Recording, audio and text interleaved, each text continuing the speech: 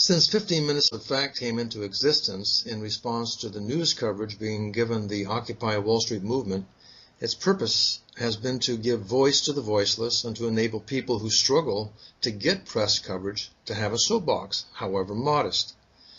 Today's guest turns that premise upside down. Her name is Casey Sheehan. She is not voiceless, and she has her own soapbox, literally. Her internet radio show is called Casey Sheehan's Soapbox and can be found at cindysheehansoapbox.com. Hers has become almost a household name, and she a burr under the saddle for ex-President George Bush. When she camped outside the Bush Ranch in 2005 to protest the war in Iraq and the tragic and needless loss of her son's life, U.S. Army Specialist Casey Sheehan. Her stubborn resolve to get answers from Bush drew national attention and set her on the path of speaking out against that war and for peace. It could be occupied that she was the first occupier, and that she went where she wasn't welcomed, pitched her tent without permission, and spoke truth to power. This became Camp Casey and attracted national attention both to herself and to her anti-war cause. And since those beginnings, she's found herself arrested many times, harassed by authorities many times, spoken at countless political and activist rallies, and somehow found the time to author books. So fast forward today, and we find Cindy is the vice presidential candidate of the Peace and Freedom Party, along with her running partner for president of the United States, Roseanne Barr. Cindy's on the phone with us from her home in Northern California, and we welcome her to the show. Good morning, Cindy. Good morning. Thank you. Well, my first question to you is to be expected, and it's a personal one.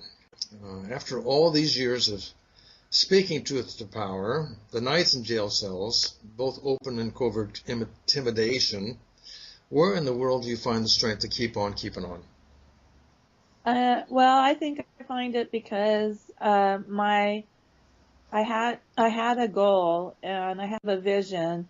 My goal is, of course, to end the wars for empire and profit we have currently going on around the world. And it doesn't matter that we have a Democrat in office right now. He's been expanding the U.S. war of terror against the world. So that's my goal, and that hasn't been accomplished. And my vision, of course, is a world that's free from using war and violence to solve problems as a foreign policy tool. So what gives me strength is that people are being harmed and they're in harm's way every day. And I think it's like it's our responsibility as citizens of this empire to try and stop it from murdering innocent people. There's just so many, there's so many things that are attached to that. You know, the wars and the Pentagon and the empire are violating our environment. They're using resources that could be better used for peaceful means. The war economy is sucking the life out of our communities, our families.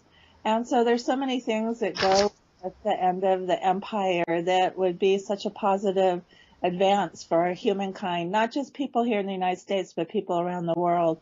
So, you know, I'm a very goal-driven person, and I think that that's what gives me my strength and my drive is to hopefully by the time I leave this planet to be closer to my goal. I don't know if it's possible to achieve it, but you know, like our fellow activists that have gone before us throughout the ages, I want to leave this planet a better place than I found it, and give the tools to the people that are going to come after us to keep the struggle going.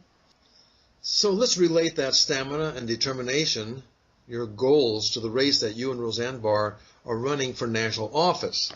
And that's for the Peace and Freedom Party there in California and elsewhere. How many states have you and Roseanne, how many states do you find yourself on the ballot?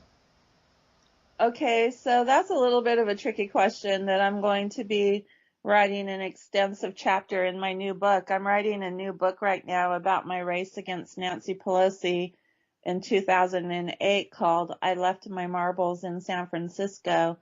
And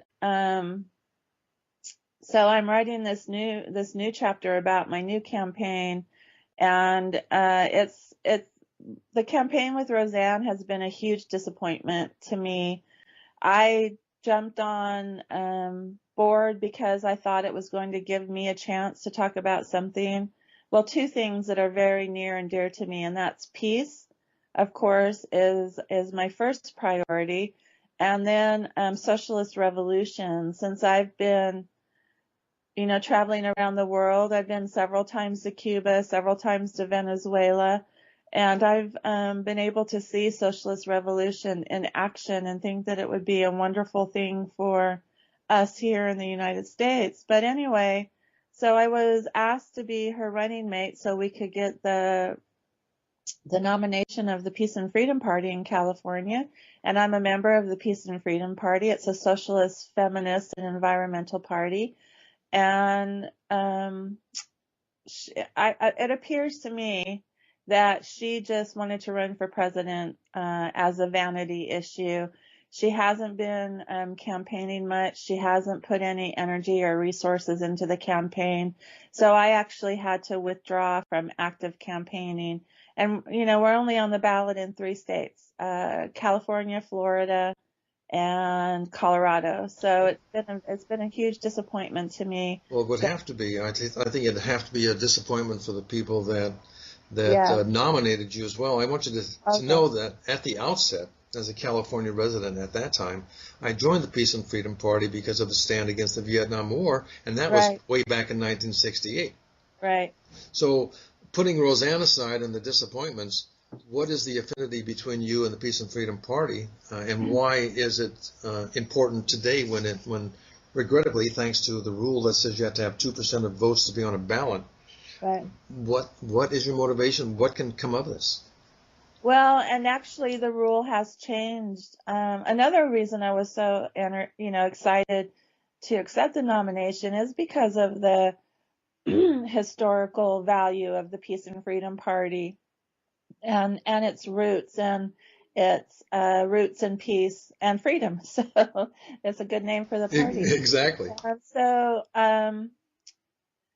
the California unbelievably passed in 2010 Proposition 14, which is an anti-democratic proposition that gives the top 2 primary winners the slots for the general election. So it doesn't matter if it's 2 Democrats, 2 Republicans, or whatever, but the proposition is designed actually to kill third parties here in California.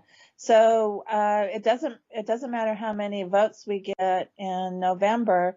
It's by 2014 we have to register 43,000 more members of Peace and Freedom to retain our ballot status. And that's one of the reasons that the party nominated Roseanne Barr, because they thought that she would be the best one to get the message out about that. And unfortunately, that hasn't come to pass. And if the party doesn't get more proactive about this, I'm afraid that we're slowly going to disappear, which is very unfortunate. Well, it's unfortunate to see any third party being discouraged in any fashion from competing for office, whether it be local or national. Now, I was curious about how important you think third parties are, such as the Justice Party and the Green Party, and your familiarity with them.